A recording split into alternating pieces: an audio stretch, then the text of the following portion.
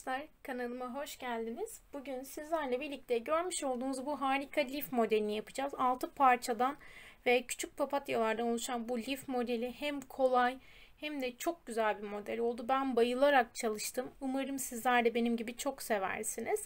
3 renkten oluşan bir model. Düzeltiyorum, 4 renk. Yeşil, yine lila rengi ve yine mürdüm rengine yakın bir renk ve beyaz rengimize çalıştım. Siz dilediğiniz renklerle çalışabilirsiniz. Hazırsanız videomuza geçelim ve çok kısa bir hatırlatma yapmak istiyorum. Videomuza geçmeden önce videomu beğenir ve güzel yorumlarınızı benden eksik etmezseniz çok sevinirim. Kanalıma abone olmayı unutmayın lütfen. Hazırsanız videomuza geçelim arkadaşlar. Tekrardan merhaba arkadaşlar. Ben iplerimi hazırladım ve geldim. Sizler de hazırsanız hemen beyaz rengimize başlayalım. Öncelikle iplerimi anlatacak olursam görmüş olduğunuz gibi ben burada 4 renk kullandım. Siz daha koyu bir yeşille kullanabilirsiniz, ancak ben bu iplerin rengine biraz açık çam yeşili gibi olan bir yeşili tercih ettim. Daha şık durduğuna inanıyorum. Görmüş olduğunuz bu iplerin renk kodunu da yine açıklama kısmına ekliyor olacağım. Eğer sizler de benimle aynı renklerde ip kullanmak isterseniz açıklama kısmından iplerin marka, model ve detaylarına ulaşabilirsiniz. Hemen beyaz renkli ipimle başlıyorum. İplerimi şöyle kenara alacağım. Beyaz renkli ipimi aldım elime hemen. İlk ilmeğimi oluşturarak başlıyorum arkadaşlar.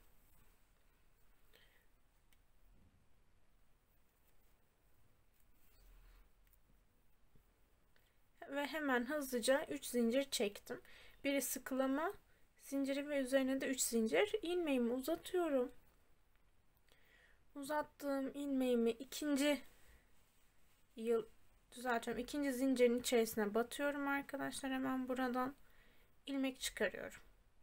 Tekrar battım, tekrar çıkarttım. Toplamda ben 4 tane dörtlü fıstık topluyorum. 4 tane ilmek çıkartıyorum yani içerisinden. Tepesine kapattım. Bir fıstık daha oluşturuyorum. Yine dörtlü bir fıstık oluşturacağım. Ama bunu kapatmıyorum. Bunu kapatmadan başını doladım. İlk zincir boşluğumuzun içerisine batıyorum. İlmeğimi çıkarıyorum. Ve buraya da bir fıstık oluşturuyorum.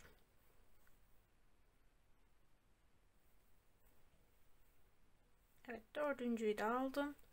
İkisini birden kapattım. Sıkıladım ve çevirdim. Gördüğünüz gibi tekli fıstığım oluştu bile. Hemen tepesine bir fıstık oluşturuyorum kesişim noktasına. Yine dörtlü fıstığımı oluşturuyorum arkadaşlar. Kapattım. Tepesine bir fıstık daha oluşturuyorum.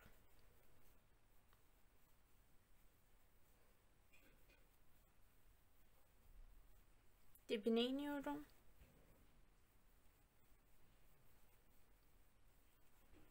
Ve yanına.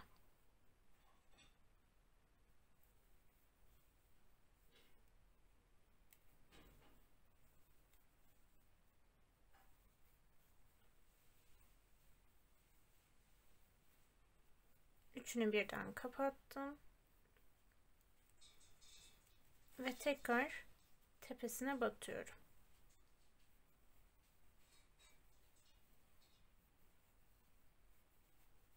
Ve tekrar dibine batıyorum. İlk sırada bir tane fıstığımız oluşmuştu. İkinci sırada 2 tane oluşacak. Ve bu şekilde arttırarak devam ediyoruz. Gördüğünüz gibi 1 2'ye çıktık. Burada çevirdim arkadaşlar bu yönünü. Ters çevirdim. Yine ilmeğimi uzattım. Başını doladım. Bir fıstık yapıyorum hemen hızlıca. Dörtlü fıstığımı oluşturdum. Kapattım. Tepesine bir fıstık daha yapıyorum.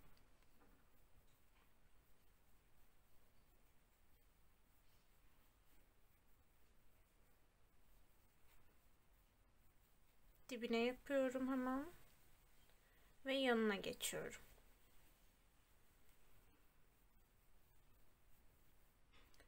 Üçünü birden kapattım. Tekrardan tepesine bir yıl fıstık topluyorum.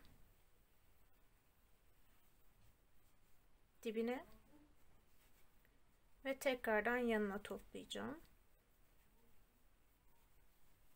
Bu sıralama arttırmaya devam ettiğimiz her sırada devam edecek arkadaşlar. Evet, üçünü birden kapattım. Ve burada 2 tane fıstığımız oluştu. Üçüncüyü yapmak için tepesine tekrar batıyorum.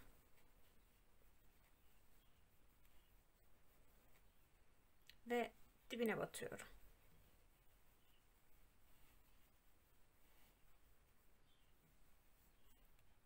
İkisini birden kapatıyorum. Zincirimi çektim ve ters çevirdim. Bakın 1, 2 ve 3. Gördüğünüz gibi 3 tanemizi doldurduk. Dördüncü sıramıza geçiyoruz. Arttırma yaptığımız son sıramız bu arkadaşlar. Burada çiçeğimizin yapraklarını da koyacağız. Hemen yine artırmamı yapıyorum.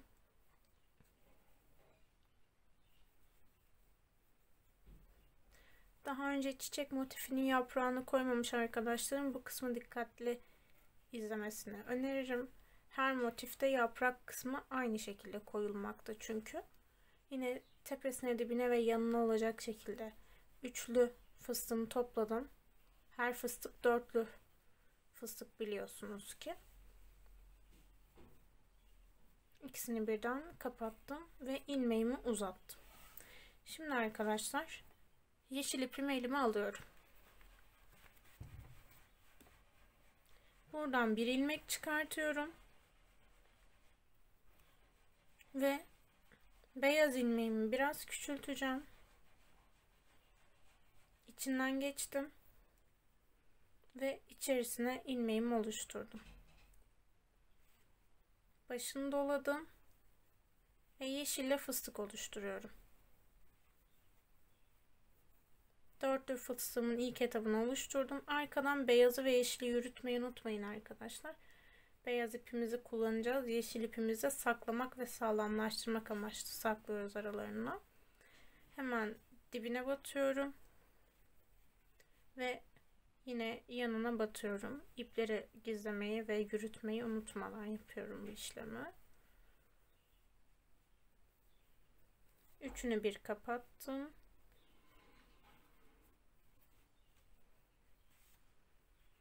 Yeşil ipimi biraz alayım. Tekrar tepesine bir fıstık oluşturuyorum yeşille. Ve burada yeşil ipimi arkaya çekiyorum. Beyaz ipimi alıyorum. Dibine batarken arkadan yeşil ipimi de sağlamlaştırıyorum ki tekrardan kopartırken bir düğüm atacağız. Sökülme olmaması için. Bir de son kısma bir fıstık oluşturuyorum. Ve yine üçünü birden kapatıyorum.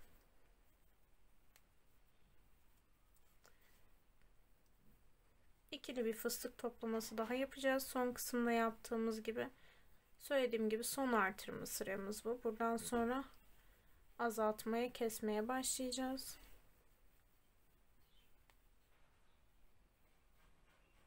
Pardon arkadaşlar.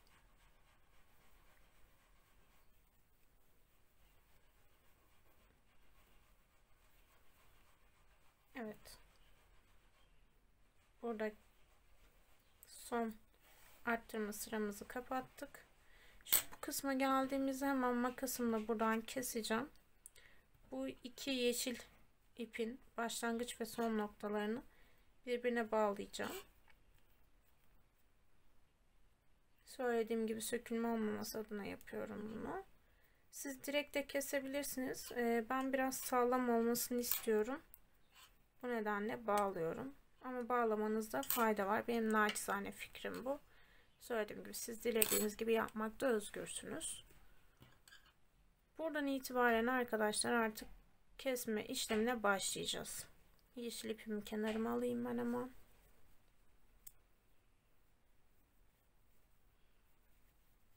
Kesme işlemini düzeltiyorum. Arttırma işlemini hatırlıyorsanız ilk fıstığı yaptıktan sonra topluyorduk. Toplayıp tepesine bir fıstık yapıyorduk. Burada kapatmıyoruz ve hemen yan tarafına fıstık oluşturuyoruz. Bu fıstıkla birlikte ikisini bir kapatıyoruz. Bu şekilde bir görüntü çıkıyor arkadaşlar ortaya. Tepesine batıyorum.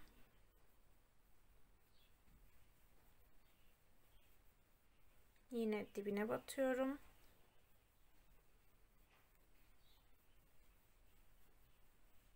Ve yanına batıyorum.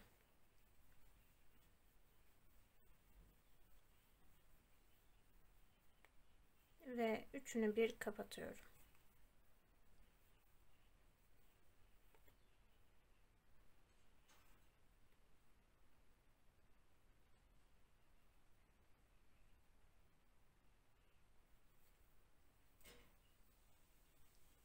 Çok pardon arkadaşlar, ilmek kaydırdım burada.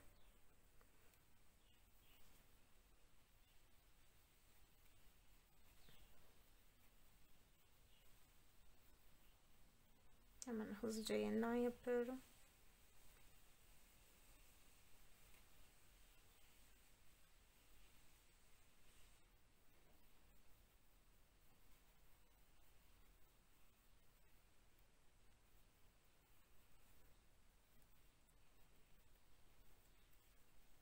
Kapattım. Yine tepesine, dibine ve yanına olarak devam ediyorum.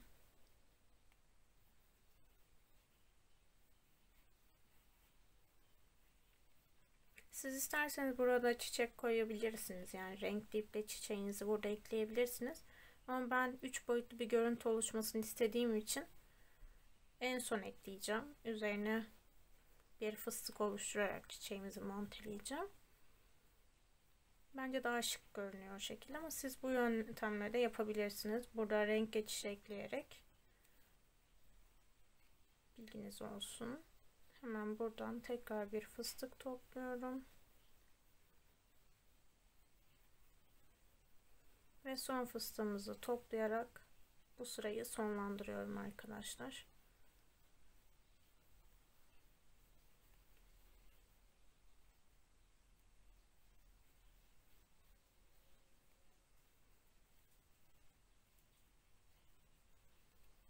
Evet, ters çevirdim.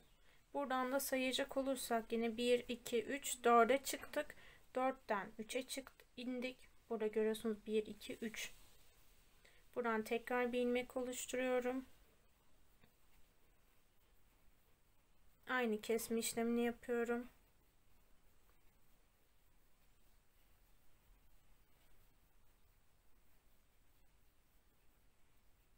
İkisini birden kapattım.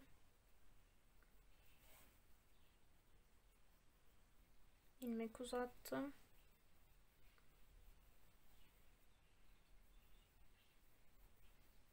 Tepesine, dibine ve yanına batıyorum.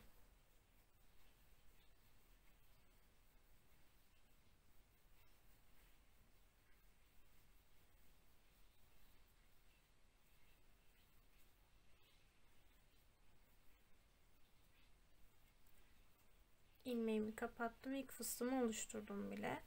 Burada tekrardan tepesine, dibine ve yanına olacak şekilde üçlü fıstığımı topluyorum arkadaşlar.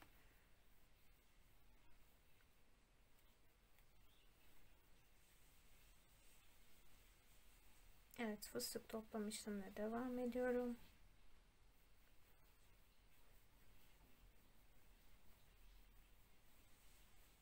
Son fıstığımı da topladım. Üçünü birden kapattım ve ters çevirdim. Burada ikiye düştük gördüğünüz gibi.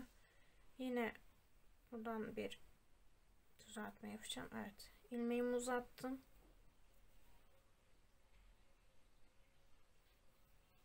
Yine ikili fıstık toplama yapıyorum.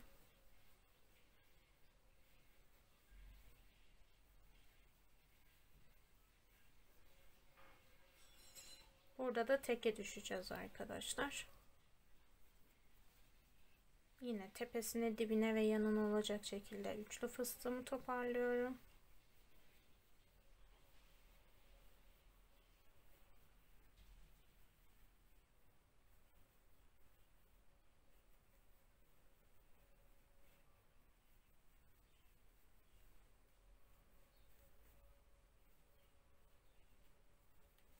Ve evet, teke düştük. Burada son defa işlem sağlıyorum. İki noktayı birden kesme işlemi yapıyorum tekrardan. Sivri bir görüntü elde edebilmek adına tepe noktasında. İkisini bir kapattım. Bir sağlamlaştırma ve tekrardan bir zincir çektim. Ve gördüğünüz gibi kestim. Elimizde ilk etapta bu şekilde bir görüntü oluşacak. Şimdi açık lila rengimize geçeceğiz. Yani açık mor olarak da adlandırabilirsiniz. Ben ipimi elime aldım. İlmeğimi oluşturuyorum. Ve çevirdim. Burada ilk yapacağım işlem, pardon arkadaşlar, şu noktadan, yani ilk zincir çekerek başladığımız nokta vardı hatırlarsanız. Bu noktadan geçerek buradan bir ilmek oluşturmak olacak. İlk ilmeğimi içinden geçerek oluşturdum. Bir zincir çekerek sağlamlaştırıyorum. Ve ilmeğimi uzatıyorum yine. Yine burada fıstık topluyoruz arkadaşlar. Dörtlü fıstığımı topladım. Kapattım. Tepe noktasına tekrar bir fıstık oluşturuyorum. Dibine ve yanına olacak şekilde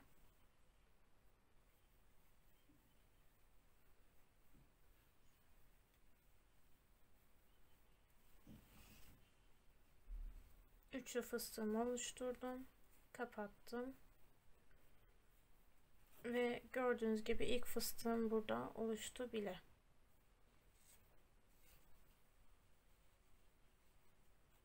Hemen tekrar fıstık oluşturuyorum. Tepesine, dibine ve yanına.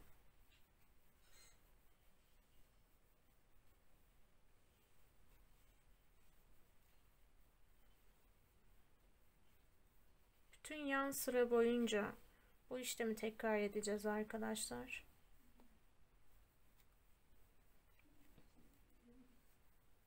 İlmeğimi kapattım.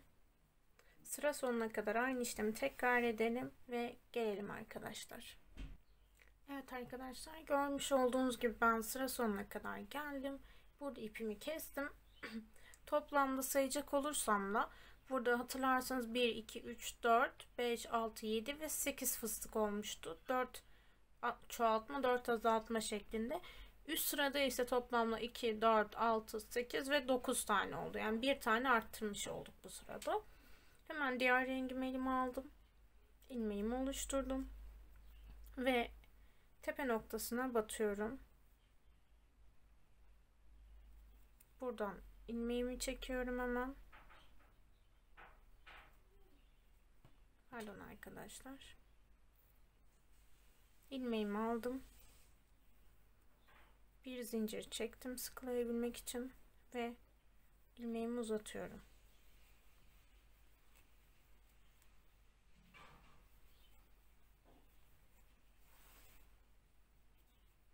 Yine dörtlü fıstığımı topladım.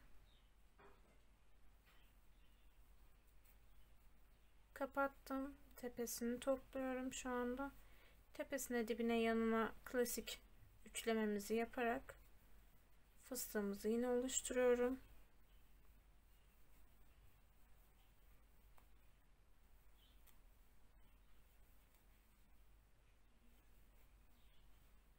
Ben dörtlü fıstık topluyorum ancak sizin ipinizin inceliğine, kalınlığına göre isterseniz üçlü, isterseniz beşli toplayabilirsiniz. Bu tamamen size kalmış bir durum.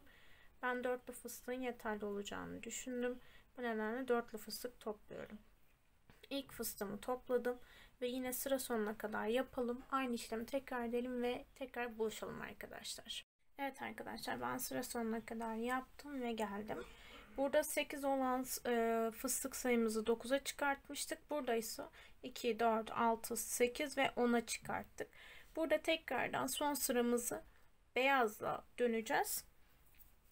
Aynı işlemi beyazla da tekrar edeceğiz arkadaşlar. Hemen başlayalım yapmaya.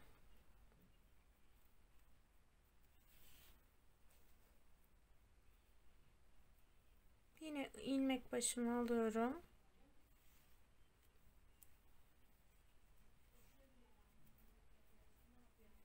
İlk ilmeğimi oluşturdum. Yine fıstığımı topluyorum, dörtlü fıstığımı. İlmeğimi kapattım.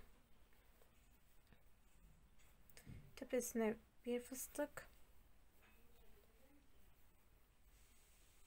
yapıyorum tekrardan ve dibine bir fıstık,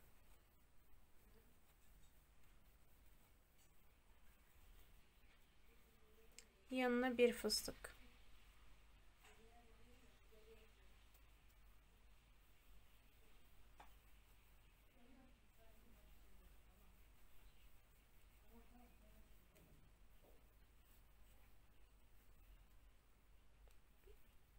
Yine fıstık toplayarak sıra sonuna kadar devam edeceğiz arkadaşlar.